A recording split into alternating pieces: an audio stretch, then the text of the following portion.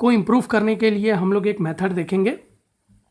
Common mode rejection ratio को improve करने के लिए हम लोग जान रहे हैं CMRR का जो फॉर्मूला होता है वो AD/AC होता है।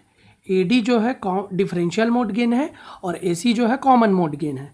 तो जब AC को मैं हाई कर दूंगा तो common mode rejection ratio automatically मेरा 0 हो जाएगा, लेकिन कॉमन मोड रिजेक्शन रेशियो को जब मैं हाई करूंगा तो कॉमन मोड गेन जो है उसको मेरे को लो करना पड़ेगा।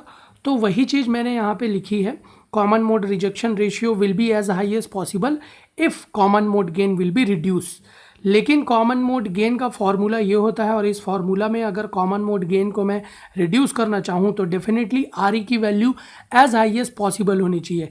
If I am considering the value of common mode gain will be equal to 0, then ideally emitter resistance should be infinite, but practically it is not possible. Hence we can say that RE must be as high as possible. लेकिन इस condition में जो मेरा chip required area है वो काफ़ी बढ़ जाता है मेरे डिफरेंशियल एम्पलीफायर के सर्किटरी में। तो to increase the RE, to increase the value of RE, what we can do here, we can replace the higher value of RE with constant current bias circuitry। ठीक है, तो यहाँ पे हम लोग एक काम करेंगे कि RE को जो हम लोग बढ़ाते हैं तो हमें हायर बाइसिंग वोल्टेज की ज़रूरत पड़ती है ऑपरेटिंग पॉइंट को सेट करने के लिए, जो कि प्रैक्टिकली पॉसिबल नहीं होता है। इसलिए हायर वैल्यू ऑफ RE की जगह हम लोग constant current bias circuit provide करते हैं।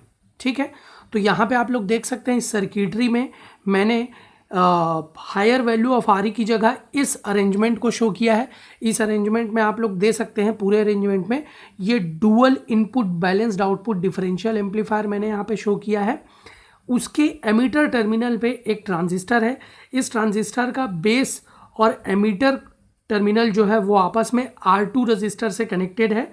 बेस के अक्रॉस R1 रेजिस्टेंस है जिस पे करंट I फ्लो हो रहा है और यही I इस बेस टर्मिनल से होते हुए मेरा एमीटर टर्मिनल में जा रहा है R2 से होते हुए। तो मैं बोल सकता हूँ यहाँ पे जो बेस के अक्रॉस करंट है IB that is 0।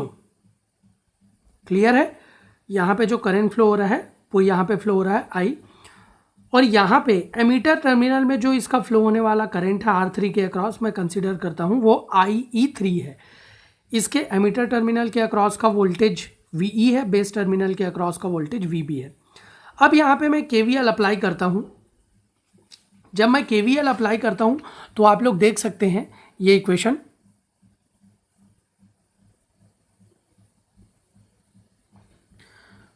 -IR1 -IR2 plus VEE। यहाँ पे अगर हम लोग ध्यान दें तो यहाँ पे आप लोग देख सकते हैं कि यहाँ से ऐसा ऐसा और ये ऐसा KVL का इक्वेशन लगा है।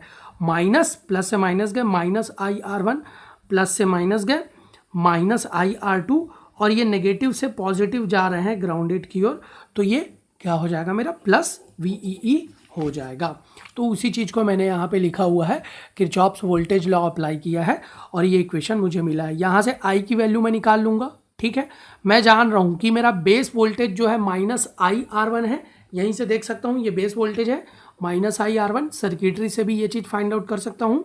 ठीक है, इस करंट की वैल्यू मैं यहाँ पे पुट कर दूंगा। I की वैल्यू मैं जान रहा हूँ मेरा एमीटर वोल्टेज जो है base voltage minus base emitter voltage होता है VB माइनस VBE। आप लोग देख सकते हैं ये वाला जो वोल्टेज है ये VBE माइनस VB जो रहेगा वही मेरा एमीटर वोल्टेज होगा। क्लियर है, देख सकते हैं आप लोग। तो IE3 की वैल्यू यहाँ से मैं फिर से फाइंड आउट कर लूँगा। IE3 मेरा क्या होगा, ये बेस VE माइनस VEE। आप लोग देख सकते हैं VE minus of minus VEE मैंने यहाँ पे लिखा हुआ है। ठीक है, IE3 is equal two divided by R3। Equation 1 की वैल्यू मैं 2 में पुट कर दूंगा तो मुझे ये मिल जाएगा। VB की वैल्यू मैं यहाँ पे पुट कर दूंगा तो ठीक है। इक्वेशन 4 को मैं इक्वेशन 3 में पुट कर दूंगा तो मुझे I की 3 की वैल्यू मिल जाएगी। ठीक है, इसको मैं सॉल्व कर दूंगा तो मैं जानता हूँ I always we know that for a transistor collector current is approximately equal to emitter current. So IC is approximately equal to IE. Hence, I can say that IE3 is nothing but IC3. ठीक है, तो यहाँ पे VEE, R1, R2, R3 और VVB को मैं constant मान लेता हूँ. क्लियर है? इस तरीके से मैं कांस्टेंट